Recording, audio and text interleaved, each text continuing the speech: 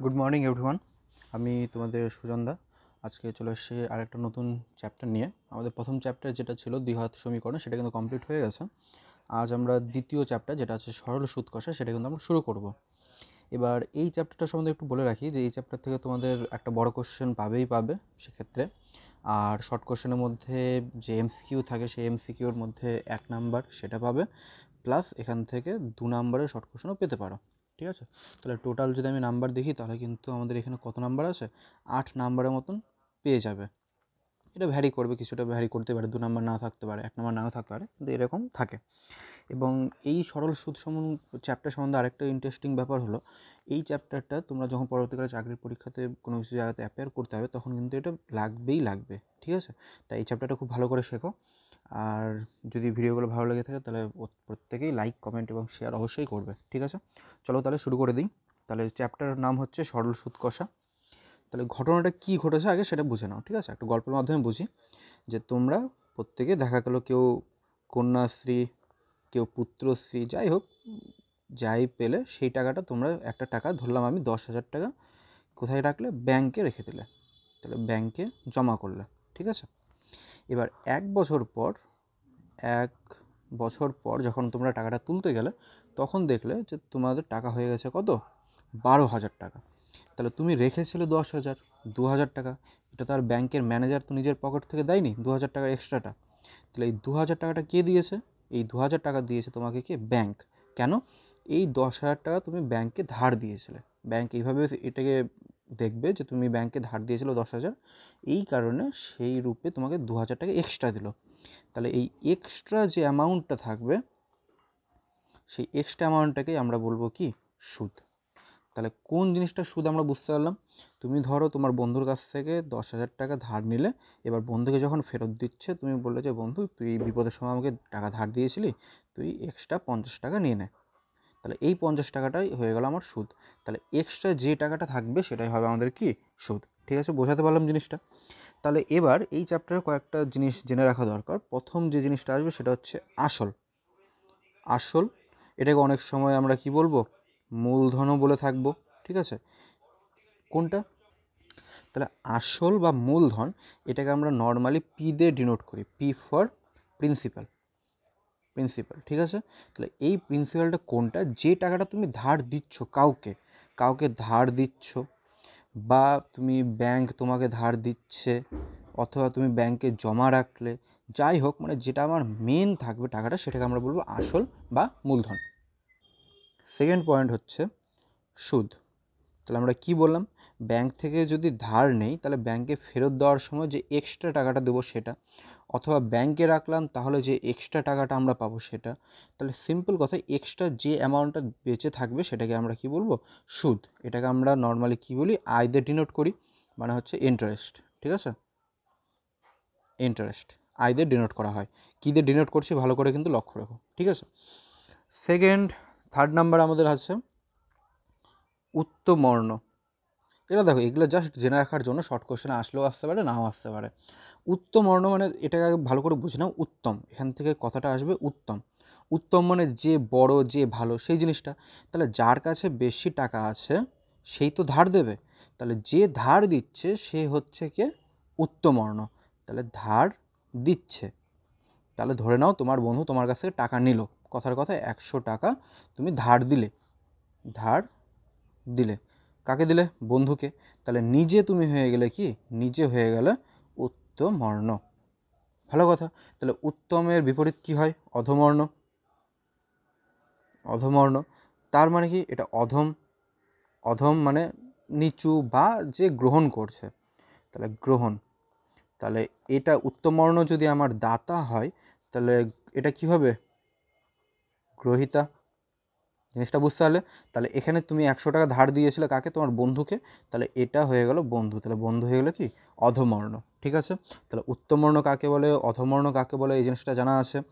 আসল বলে দিলাম কাকে বলে, সুদ কাকে বলে দিলাম। এবার কথা হচ্ছে যে তুমি ব্যাংকে টাকাটা রেখেছিলে, আমি যখন প্রথম গল্পটা বললাম যে 1 বছরের জন্য তুমি 2,000 পাচ্ছিলে। এবার এটা যদি 2 বছর হয়ে যেত তাহলে সুদের পরিমাণ তো বেড়ে যেত। এই যে এক্সট্রা টাকাটা এটা বেড়ে যেত। তাহলে সময়, এটা জানাই আছে আমরা কী দিয়ে ডিনোট করি? টি দিয়ে ডিনোট করি। তাহলে এটা কোন সময় হবে? যত সময় ধরে এই টিটাকে আমরা কি ধরবো, যত সময় ধরে তোমার টাকা ব্যাংকে থাকবে বা কেউ নিয়ে থাকবে, সেই পরিমাণটাকে আমরা কি বলবো, সময়। ঠিক আছে। আরেকটা হচ্ছে সুদের হার। এবার ভালো করে বুঝে নাও, সুদের হার সব সময় 100 টাকার সাপেক্ষে হয়। আমি বললাম যে 100 টাকা আমি যদি ব্যাংকে রাখতাম তাহলে ব্যাংক আমাকে 2 টাকা দিত। ঠিক, তাহলে আমি সেক্ষেত্রে সুদের হার বলে দেবো 2%। তাহলে বুঝতে পারলাম। আবার যদি বলতাম যে না, 100 টাকায় ব্যাংক আমাকে 6 টাকা দেবে, তাহলে সেই হিসাবে কত হয়ে যাবে, তাহলে 6%। ঠিক আছে। তাহলে সুদের হার, এটাকে আমরা আর দিয়ে ডিনোট করি, আর ফর রেট। ঠিক আছে। তাহলে কি কি জিনিস করলাম একবার দেখে নাও।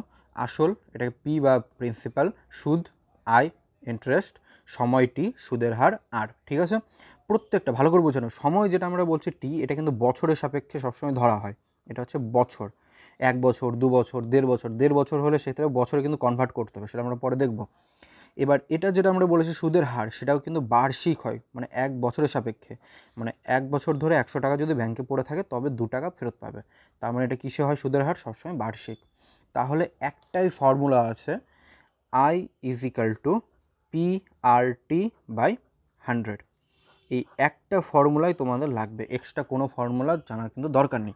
প্রত্যেকে তোমাদের দেখবে বলে দেবে পি এর জন্য আলাদা ফর্মুলা, আর এর জন্য আলাদা ফর্মুলা, টি এর জন্য আলাদা ফর্মুলা, কোনো কিচ্ছুর দরকার নেই। আমরা একটাই পড়বো, I is equal to PRT by 100। আমরা এটা সব কিছু বের করতে পারবো। তাহলে আই মানে কি বের করেছিলাম প্রথমে? আই মানে হচ্ছে সুদ বা ইন্টারেস্ট। পি মানে হচ্ছে মূলধন। আর হচ্ছে বার্ষিক সুদের হার। আর টি মানে হচ্ছে সময়, তাহলে এটাও কিসে, বছরে। ঠিক আছে। তাহলে এই সূত্রটা কিন্তু ভেরি ভেরি ভেরি ইম্পর্টেন্ট। গোটা চ্যাপ্টারে যে কটা অঙ্ক আছে প্রত্যেকটা কিন্তু এই ফর্মুলাতেই আসবে, অন্য কোনো ফর্মুলা কিন্তু নেই। এটা ভালো করে দেখে নাও। এবার এখান থেকে তোমাদের একটু আগে বললাম যে 1 নম্বর কোশ্চেন আসে, সেই কোশ্চেনটা কী করে আসে সেটা এবার বলে দিচ্ছি। ভালো করে শিখে নাও, টেস্ট পেপারে কিন্তু পরবর্তীকালে আসবেই। দেখো, তাহলে আমরা ফর্মুলা পেয়ে গেলাম, I is equal to PRT by 100।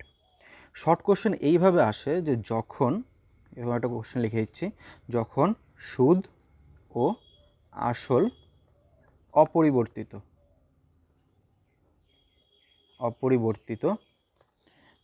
তখন সুদের হার ও সময়ের মধ্যে সম্পর্ক কি? ঠিক আছে।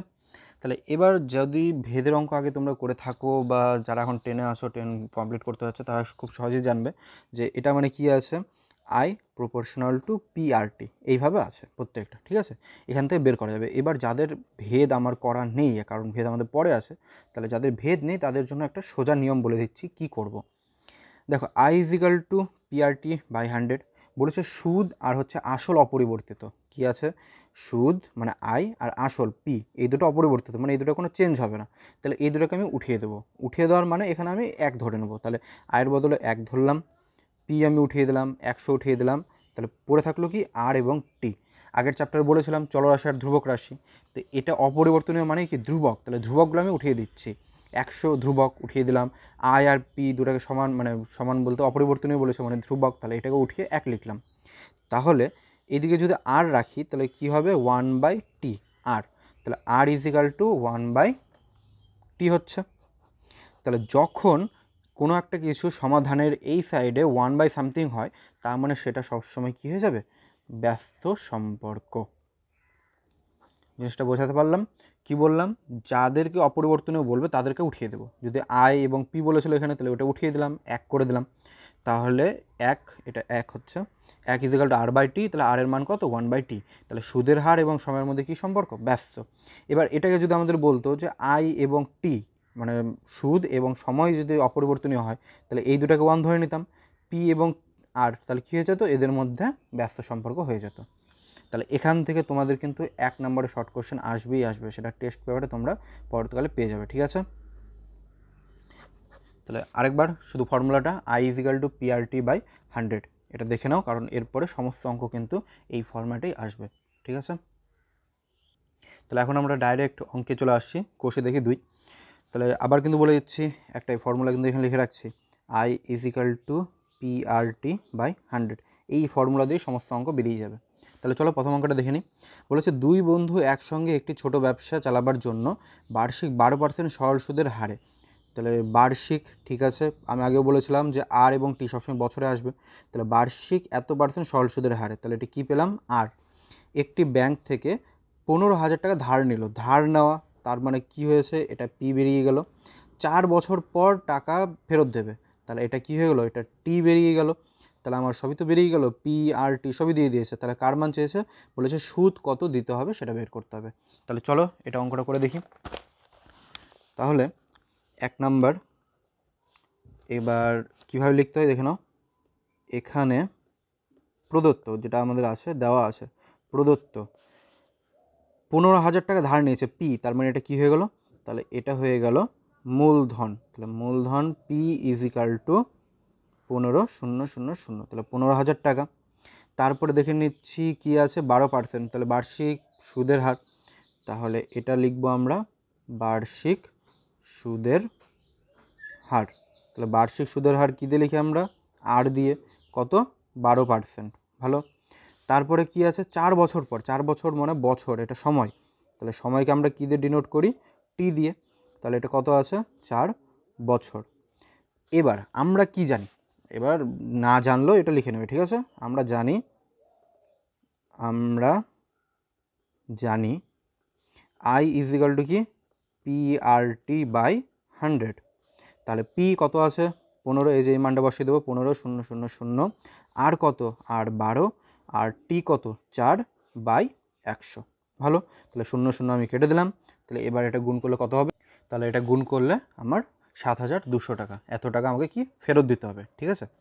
তাহলে যে মান দিয়ে দিয়েছে, এবার দেখে নিই কী করতে বলেছে, কত টাকা সুদ দিতে হবে। তাহলে সুদ এটাই দিয়ে দিয়েছে, তাহলে কত টাকা সুদ দেবো, 7,200 টাকা সুদ দিতে হবে। তাহলে এটাই লিখে নেবো।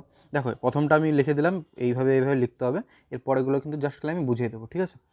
এবার এই জায়গাতে একটা ছোটো একটা জিনিস বলে রাখি, পরবর্তীকালে তোমাদের আরেকটা চ্যাপ্টার পড়বে, সেটা হচ্ছে অংশীদারি কি কারবার। এবার অংশীদারি কারবারেও দেখবে লাভ ক্ষতির একটা ব্যাপার আছে, এটাতেও দেখবে টাকার হিসাব, দুটোর মধ্যে তফাৎটা একটা জিনিস বলে দিই। অংশীদারি কারবার মানে তুমি নিজে সেখানে ইনভলভ আছো, মানে কীরকম, নিজে কোনো একটা ব্যবসা করছো, নিজের ব্যবসাতে লাভও থাকতে পারে আবার ক্ষতিও থাকতে পারে। যা লাভ হবে, দেখা গেলো তুমি 1 কোটি টাকা লাভ করে ফেললে 1 লাখ টাকা দিয়ে, তাহলে সেটা তোমার লাভ। দেখা গেলো 1 কোটি টাকা দিয়ে একদম পুরো জিরো হয়ে গেলো, মানে পুরোটা তোমার ক্ষতি। কিন্তু এই যখন সরল সুদের ক্ষেত্রে হবে, সরল সুদ, তুমি যখন টাকাটা নিলে তখন তোমাকে টাকাটা ফেরত দিতে হবে একটা সার্টেন অ্যামাউন্টে। আমি কথার কথা নেওয়ার সময় তুমি বললে 1 লাখ টাকা আমি নিলাম, তাহলে এই 1 লাখ টাকার বদলে আমি 1,000 টাকা দেবো, ঠিক। এবার তুমি সেক্ষেত্রে যদি 1 কোটি টাকাও লাভ করো, তাহলেও তুমি ফেরত দেবে কত, ওই 1,000 টাকাই ফেরত দেবে। তাহলে জিনিসটা বুঝতে হলো তো, সরল সুদের ক্ষেত্রে যদি নাও তাহলে ফেরত দিতেই হবে, আর যদি দিয়ে থাকো তবে নিবে। এরকম কিন্তু যতখানি লাভ হবে বা ক্ষতি হবে ততখানি পাবো সেরকম ব্যাপার না, তুমি একটা সার্টেন অ্যামাউন্টের উপরেই ভিত্তি করে তোমাকে ফেরত বা নিতে হবে, ঠিক আছে। এটা বলার কোনো দরকার ছিল না, তাও আমি একটু জানিয়ে দিলাম, কারণ পরবর্তীকালে অংশীদারি কারবার কিন্তু আবার আসবে, তখন দেখা যাবে। চলো 2 নম্বরটি কী বলেছে, 2 নম্বর বলেছে 2005 সালে 1 জানুয়ারি থেকে 27 মে পর্যন্ত বার্ষিক 6% সরল সুদের হারে 2,000 টাকার সুদ কত হবে নির্ণয় করি। মানে কি হয়েছে, তুমি ধরো ব্যাংক থেকে টাকা তুললে 1 তারিখে, কত টাকা, 2,000 টাকা। তাহলে এটা আমার কি হয়ে গেলো, পি বেরিয়ে গেল। বলেছে বার্ষিক 6%, কথাটা ভালো করে বুঝে নাও, বার্ষিক 6%, তার মানে আমরা যেটা বলেছিলাম যে সব কিছু বছরের সাপেক্ষে হবে, তাহলে আর 6% পেয়ে গেলাম।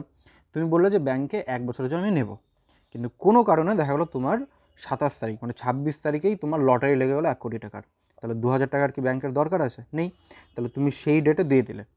তাহলে এবার আমি হিসাব করেছিলাম কিসের সাপেক্ষে, এটা বছরের সাপেক্ষে, সমস্ত কিছু ক্যালকুলেট করেছে বছরে, কিন্তু এখানে তো তোমার বছর কমপ্লিট হয়নি, তোমার তো কয়েকটা দিনের সাপেক্ষে গেছে। তাহলে আমাকে দিনটাকে কিসে নিতে হবে, বছরে নিতে হবে। তাহলে এটাই কিন্তু আমি বলেছিলাম যে প্রথমে যখন আমি ফর্মুলাটা করালাম যে I = PRT/100, তখন বারবার বলেছিলাম এগুলো সব কিন্তু বার্ষিক হয়।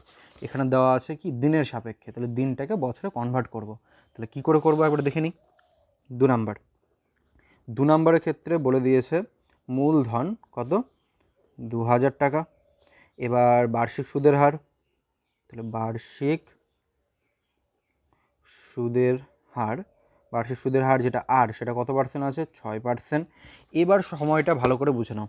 সময় আমার শুরু করেছি, সময় মানে টি, ভেরি ইম্পর্টেন্ট, স্টার মার্ক দিচ্ছি কারণ পরীক্ষায় একটু ঘুরিয়ে দিতে পারে। জিনিসটা কি বলেছে একবার ভালো করে দেখো।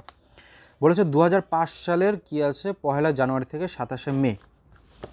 তাহলে 2005 সাল ক্যালকুলেট করবো। দেখো 2005 সাল এটা কিন্তু কোনো লিপ ইয়ার নয়, এটা কিন্তু ফ্যাক্ট চেক করতে হবে যে লিপ ইয়ার আছে কি নেই, কারণ লিপ ইয়ার যদি থাকে তাহলে কিন্তু মাসে গন্ডগোল হয়ে যাবে দিনে। তাহলে এটা দেখলাম যে লিপ ইয়ার হচ্ছে না, তার মানে অসুবিধা নেই। তাহলে 1 জানুয়ারি, এখান থেকে যখন আমি 1 ফেব্রুয়ারিতে যাচ্ছি তখন কত দিন যাচ্ছে, 31 দিন। ফেব্রুয়ারিতে কত দিন, 28 দিন। ফেব্রুয়ারি পর মার্চ, তারপরে এপ্রিল, তারপরে মে, কত পর্যন্ত, 27 মে পর্যন্ত আছে, ঠিক। তাহলে জানুয়ারি টোটাল খাটলো 31 দিন, ফেব্রুয়ারি টোটাল খাটলো 28 দিন, মার্চে 31, এপ্রিলে 30। এবার মেতে 27 তারিখ তুমি রিটার্ন করছো।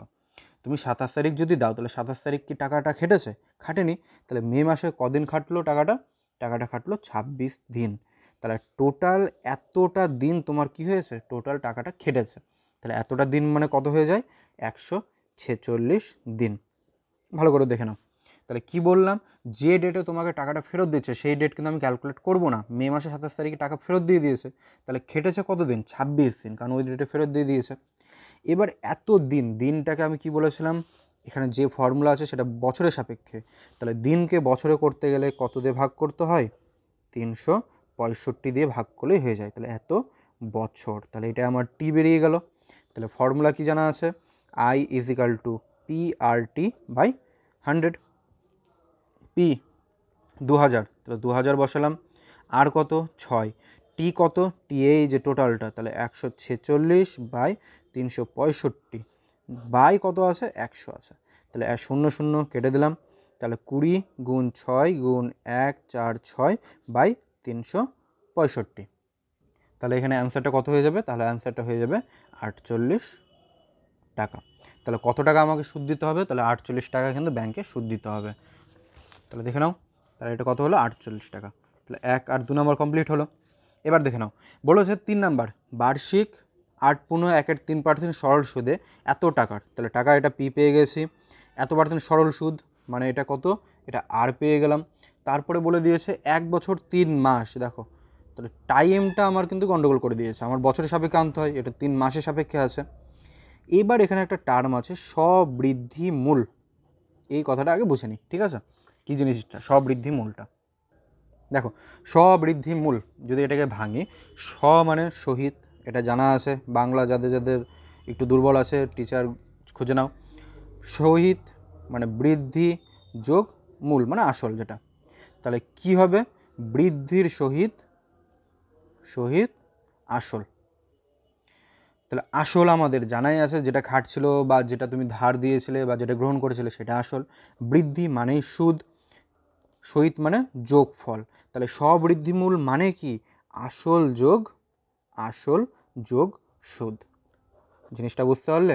তাহলে কি বলেছে, সুদ আমি বের করব, সুদের formula I is equal two PRT/100, আর আসল যেটা আগে ছিল সেই টাকার দুটা যোগ করলেই আমার স্ববৃদ্ধিমূলটা আমি কিন্তু পেয়ে যাব, ঠিক আছে। তাহলে 3 নাম্বার আমাকে বলে দিয়েছে বার্ষিক 8.1% সরল সুদ। তাহলে বার্ষিক সরল সুদ মানে সরল সুদের হার যেটা আর হচ্ছে সেটা কত, 8.1/3। তাহলে এটাকে ভাঙবো, 3 × 24 25, তাহলে 25/3 এত পার্সেন্ট। তারপরে আছে আসল মানে কি, পি কত আছে, 960 টাকা, এটা পেয়ে গেলাম। তারপরে দিয়েছে সময়, এবার সময় কত মানে টি বলে দিয়েছে 1 বছর আর হচ্ছে 3 মাস। ভালো করে দেখে নাও, তাহলে 1 বছর মানে কত, 12 মাস যোগ 3 মাস, তাহলে টোটাল আমার কত হয়ে যাবে, 15 মাস। কিন্তু ফর্মুলাতে কিসে লাগবে, বছর, সমস্ত কিছু বার্ষিকে আসছে। তাহলে এটাকে যদি আমি বছর করি তাহলে 15/12 এত বছর হয়ে গেল। তাহলে এবার আমার কি লাগবে, আই লাগবে। তাহলে আই মানে সুদ ইজ ইকাল টু PRT/100।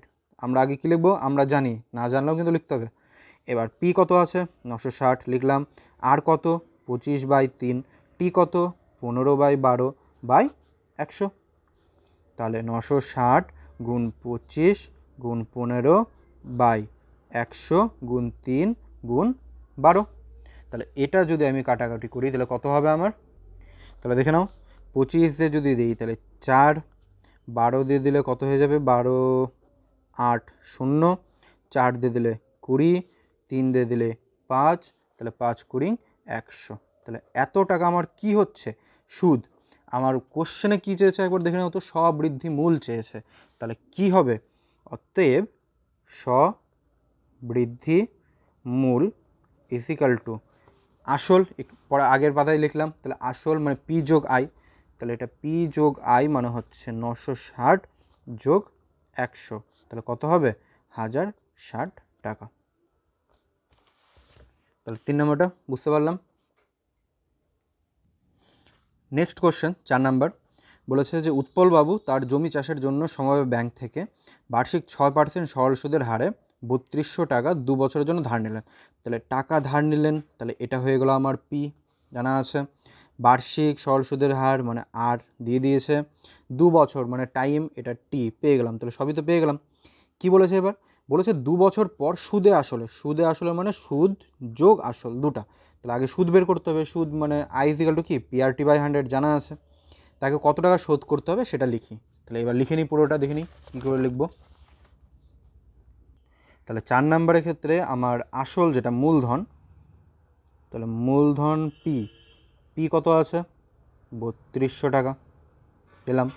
তারপরে দিয়ে দিয়েছে বার্ষিক সরল সুদের হার, বার্ষিক সরল সুদের হার আর সেটা কত আছে 6%, সময় সেটা টি ব্র্যাকেটে কত 2 বছর। তাহলে সব কিছু দিয়ে দিয়েছে PRT/100, তাহলে আই মানে সুদ, যেটা আই তার পরিমাণ কত হবে PRT/100। তাহলে পি 3200 গুণ আর 6, 2/100, তাহলে কত হবে 384 টাকা। ঠিক আছে, তাহলে এটা হলো আমার সুদের পরিমাণ। কিন্তু আমাকে বলেছে যে সুদে আসলে কত টাকা টোটালে ফেরত দেবে। তার মানে ব্যাংক থেকে যে টাকাটা নিয়েছিল সেই টাকাটা তো ফেরত দেবে, তার সাথে এটাও দেবে। তাহলে সুদে আসলে কত শোধ করবে? তাহলে সুদে আসলে মোট শোধ করবেন কত টাকা? তাহলে প্রথমে নিয়েছিল 3200 যোগ পরে সুদ কত এক্সট্রা এসছে 384, তাহলে কত হবে 3584 এত টাকা। আশা করি বোঝাতে পারলাম জিনিসটা, দেখে নাও। তাহলে প্রথম ভিডিওতে শুধু এই চারটা কোশ্চেনই করালাম, ইন্ট্রোডাকশন এবং 4 এটুকুই থাকলো। পরের পরেরগুলো কিন্তু আমরা আবার দেখে নেব। ঠিক আছে, যদি ভালো লাগে থাকে তাহলে প্রত্যেকে লাইক, কমেন্ট এবং শেয়ার অবশ্যই করবে। পরের ভিডিওগুলো আরও কিন্তু মজাদার হতে চলেছে, এর জন্য সাবস্ক্রাইব করে নিও সবাই। Thank you.